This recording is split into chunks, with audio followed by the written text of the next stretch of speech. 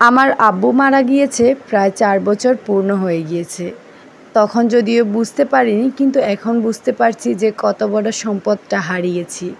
আব্বু বেঁচে থাকতে কখনো হয়তো এই অভাবটা বোধ করতে পারিনি, কিন্তু আজ 4টি বছর যখন আব্বুকে ছাড়া কাটিয়েছি তখন তিলে তিলে করে বুঝতে পারছি কত বড় সম্পদটা হারিয়েছি আমরা।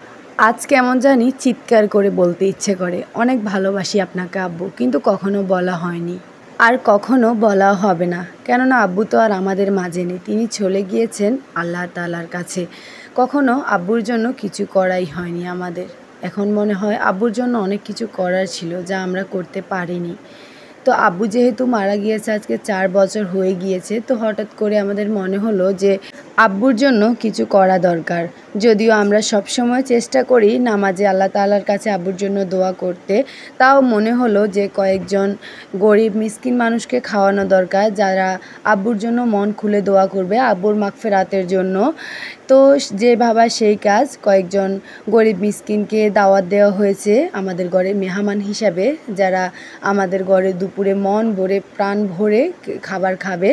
আর তার সাথে 2জন হুজুর ছিল যারা কিনা দোয়া করেছে। যদিও আলহামদুলিল্লাহ আমরাও আল্লাহ আব্বুর জন্য সবসময় দোয়া করি, আল্লাহ আব্বুকে জান্নাতবাসী করুক।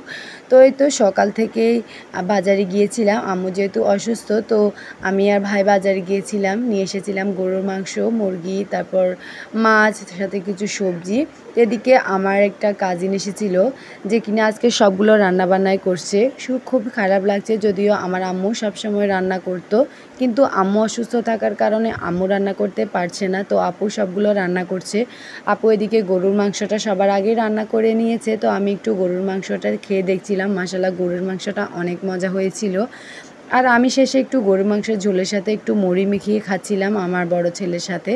আমার তো এই খাবারটা অনেক ভালো লাগে, কেননা সকাল থেকে নাস্তাটা করে আর কোনো খাবার হয়নি, সময় পায়নি, অনেক ব্যস্ততার মধ্যে গিয়েছে। তো সেখান থেকে সে আমার জেঠিমাদের কাছে এই পেয়ারাগুলো ছিল, তো এখান থেকে 2টো পেয়ারা নিয়ে পেয়ারাগুলো খাচ্ছিলাম। একটা বড় ছেলেকে দিব আর একটা আমি খাবো। যদিও আমার এরকম তো গাছের পেয়ারা কিন্তু অনেক বেশি পছন্দ।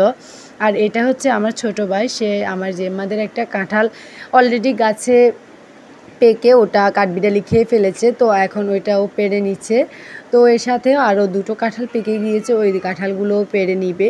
মাশাআল্লাহ আমাদের বাড়িতে কিন্তু এবার অনেক কাঁঠাল ধরেছে, আমার জেম্মাদের। আমি যখন এর আগের বার এসেছিলাম তখনও অনেকগুলা কাঁঠাল খেয়েছি, এবারেও আসার পর থেকে কাঁঠাল খাচ্ছি। কাঁঠালগুলো কিন্তু অনেক বেশি মজার। এদিকে আমার আপুর রান্নাবান্নাও প্রায় শেষ হয়ে যাচ্ছে, মাছ ভাজা আছে ওইটাই করে নিচ্ছে। এদিকে হঠাৎ করে আমাদের একটি কাঁঠাল গাছ মারা গিয়েছে, যাতে ছিল এরকম ছোট ছোট কাঁঠালগুলো যদিও আরও বড় হতো, কিন্তু গাছটা মারা যাওয়ার কারণে আর বড় হচ্ছে না। কিন্তু কাঁঠালটা কিন্তু অনেক মিষ্টি ছিল। যাই হোক কাঁঠালটা একটু মজা করে খেয়ে নিয়েছি। তারপর সাথে এখানে কিছু বাদাম ভাঙানো হয়েছিল। আমার কিন্তু এরকম বাদামগুলো অনেক বেশি পছন্দ, তো আমি বাদামগুলা খাচ্ছিলাম। এখন কিন্তু প্রায় দুপুর হয়ে গিয়েছে, তো তখন আমরা সবাই গোসল সেরে তো এদিকে খাবার বাড়া হচ্ছে, আম্মু খাবার বেড়ে দিচ্ছে। সাথে আলহামদুলিল্লাহ আমাদের সেই ছোট বড় মেহমানগুলো চলে এসেছে, তো ওদেরকে আম্মু খাবার বেড়ে দিচ্ছে, ওদের মন মতো করে ওদেরকে খাবার দিচ্ছে। মাশাআল্লাহ সবগুলো খাবারই আলহামদুলিল্লাহ অনেক মজা হয়েছিল, আর সবগুলা খাবার ওরা একদম মজা করে খাচ্ছে। আমার তো অনেক বেশি ভালো লাগলো এই দৃশ্যটা দেখে। তো আপনারা যারা আমার ভিডিওটি দেখছেন তারা অবশ্যই আমার আব্বুর জন্য দোয়া করবেন, আল্লাহ যেন আমার আব্বুকে জান্নাতবাসী করুন। তো আজকের ভিডিওটি এই পর্যন্ত, সবাই ভালো থাকবেন, সুস্থ থাকবেন।